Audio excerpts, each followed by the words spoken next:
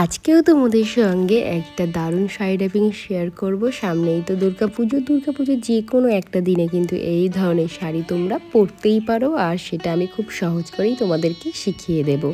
প্রথমেই দেখো শাড়িটাকে এখানে আমি ওপেন করে নিয়েছি, আর তারপরে ঠিক ডান হাতের নিচে, তারপরে বাঁ হাতের নিচে আর সামনে খুব ভালো করে পেটিকোটের মধ্যে কাপড়টাকে আমি দিয়ে নিয়েছি। পিছন দিক দিয়ে ঘুরিয়ে খুব টাইট করে সামনে এনে সেটাকেও পেটিকোটের মধ্যে দেওয়ার সাথে সাথে পিছনের কাপড়টাও পেটিকোটের মধ্যে খুব ভালো করে আমি দিয়ে নিয়েছি। এবার এখন আমরা আঁচলটাকে রেডি করব।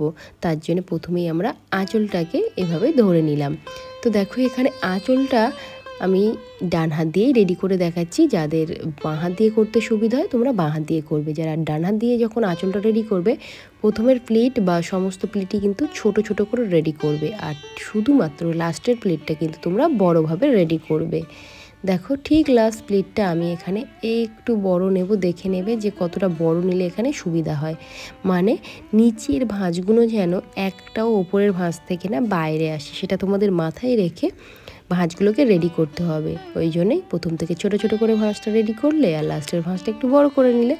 এবার দেখো ঠিক এই ভাঁজগুলোকে আমি এভাবে একটু ধরে নেব, বা চাইলে প্রথমেই তোমরা সেফটি পিনও কিন্তু পিন আপ করে নিতে পারো। আমি আগে এখানে ভাঁজটা রেডি করছি, আর তারপরে কিন্তু একদম উপরে গিয়ে একটা সেফটি পিন এখানে পিন আপ করে নেব। তাহলে যারা একদম বিগিনার্স আছো তোমাদের এই আঁচল ধরতে অনেক সময় অনেক সমস্যা হয়, তো সেই সমস্যাটা কিন্তু অতটা হবে না।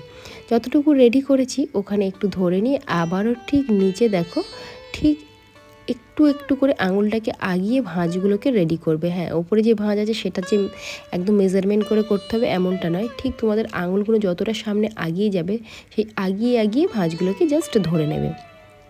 বাস এভাবে কিন্তু তোমরা আঁচলটাকে রেডি করবে।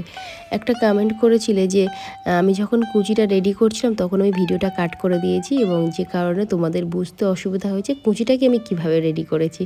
এমনটা একদমই নয়। দেখো আমি প্রত্যেকটা স্টেপ তোমাদের সঙ্গে খুবই ভালোভাবে শেয়ার করি যাতে করে তোমাদের সুবিধা হয়, দেখে বুঝতে পারো। তো আমি চেষ্টা করব তোমাদেরকে যাতে খুব ভালো করেই দেখানো, যাতে তোমাদের অসুবিধা না হয়। আঁচলটা দেখো একদম কাঁধের উপর রেখেছিলাম, আর পিছনে মেস ছুঁয়ে গেছে এতটা দেখেই রেখেছি। তারপরে আমি শোল্ডারের পিছনে একটা সেফটি পিন দিয়ে পিন আপ করেছি। এবার আসি কুচির বিষয়ে। কুচি দেখো আমি ডান হাত দিয়ে করছি, যে কারণে এখানে প্রথমে একটা বড় ভাঁজ নিয়েছিলাম, আর তারপরে একটু সামান্য ছোট ছোট করে এখানে কয়েকটা ভাঁজ আমি রেডি করেছি। দেখো ঠিক এভাবে হাতের আঙুলটা আমি একটু বড় বড় করেই ধরেছি, তার কারণ দেখতে পাচ্ছ কুচি কিন্তু একটু বড় বড় করেই করতে হয়, মানে খুব একটা বড় নয়, যতটা তোমরা ধরতে পারবে তোমাদের সুবিধা হবে সেই মতোই কিন্তু ঠিক এইভাবে কুচিটাকে তোমরা ধরে নেবে। এবার দেখো কুচি কিন্তু এখানে এভাবে হালকা হাতে নাড়াচ্ছি, আর তারপরে এই যে ভাঁজগুলো ছিল ছোট ছোট করে ভাঁজগুলোকে আমরা ধরে নিচ্ছি। আমি সবসময় চেষ্টা করি তোমাদেরকে একদম আনকাটভাবেই দেখানো, যাতে তোমাদের বুঝতে সুবিধা। এমন নয় পুরো রেডি করে আর ভিডিওটা তোমাদের সঙ্গে আমি প্রেজেন্ট করি। আমি চেষ্টা করি যেখানে ভিডিওটাকে কেটে বাদ দেওয়া দরকার শুধুমাত্র সেই জায়গাতেই কেটে বাদ দিই, যাতে তোমাদের মনে না হয় যে ভিডিওটা অনেকটাই বড় হয়ে যাচ্ছে। অনেক বড় ভিডিও এখন অনেকেই দেখতে চায় না, সবাই বলছে দিদি শর্ট ভিডিও দাও।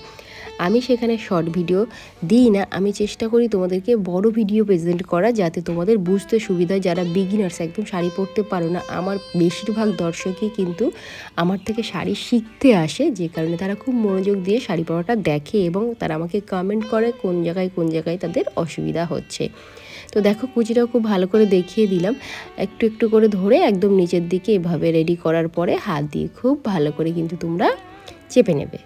একদম সুন্দর করে চেপে নিলে দেখবে এই যে কুচির ভাঁজগুলো ছিল এরকম সুন্দর থাকবে।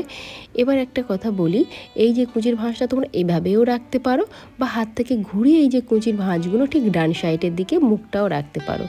সেক্ষেত্রে তোমরা দেখে নেবে তোমাদের কোন দিকে সুবিধা হচ্ছে আর কুচিটার ভাঁজগুলো কেমনভাবে আছে। তো এই ধরনের শাড়ি কিন্তু একটু কুচি ফোলা ফোলা থাকে, সেটা কিন্তু কোনোভাবেই সুন্দরভাবে ম্যানেজ করা পসিবল নয়। যতটা সম্ভব হাত দিয়ে চাপলে এটাকে তোমরা কন্ট্রোল করতে পারবে। দেখতে পেলে এক্সট্রা কাপড়টা পেটিকোটের মধ্যে দিয়ে নিয়েছি, আর ওপর থেকে যে শাড়িটা ছিল সেটাকেও পিছন দিকে আমরা টাক করে নিয়েছি। বা তোমরা ওখানে কিন্তু একটা সেফটি পিনও পিন আপ করতে পারো। এখন আমরা এখানে দেখো সামনের দিকে প্রত্যেকটা ভাঁজ সুন্দর করে রেডি করে হাত দিয়ে ভালো করে চেপে নিয়েছি, যাতে করে ফোলা ভাব তো চলেই যাবে, সাথে ভাঁজগুলো ওখানে যেন সুন্দরভাবে সেট হয়ে থাকে। এখন আমরা রেডি করব আঁচলটাকে পিছন থেকে সামনে নিয়ে এসেছি। তো দেখো এই যে আঁচলের মাথা ছিল সেটাকে ছোট্ট ছোট্ট করে এই দুটো আঙুলের সাহায্যে এভাবে বা একটা আঙুলের সাহায্যে একটু বাড়িয়ে বাড়িয়ে ধরলেই দেখবে ভাঁজগুলো সুন্দরভাবে রেডি হয়ে যাবে। সেটাকে একটু এভাবে ম্যানেজ করে নেবে। নেওয়ার পরে ওই আঁচলের মাথাটা আমরা ঠিক আমাদের শোল্ডারের উপরে রাখবো, ডান শোল্ডারের উপরে।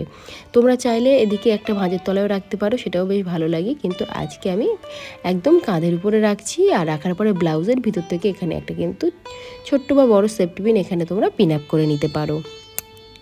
তারপরে এদিকে একটু ভাঁজগুলোকে যদি মনে হয় অগোছালো হয়েছে, তাহলে আবারও একবার এখানে সুন্দর করে ঠিক করে নাও। নেওয়ার পরে কিন্তু এখন তোমাদের কোমর বন্ধনী পরতে হবে।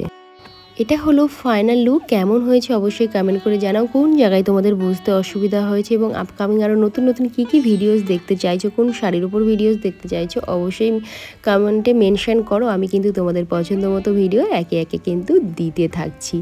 এবং তোমরা যারা এরকম সুন্দরভাবে শাড়ি পরা শিখতে চাইছো অবশ্যই কিন্তু চ্যানেলটিকে সাবস্ক্রাইব করে রাখো, তাহলেই কিন্তু যখনই আমি নতুন নতুন ভিডিও আমার চ্যানেলে আপলোড করব সবার প্রথমে নোটিফিকেশান কিন্তু তোমাদের ফোনে পৌঁছে যাবে।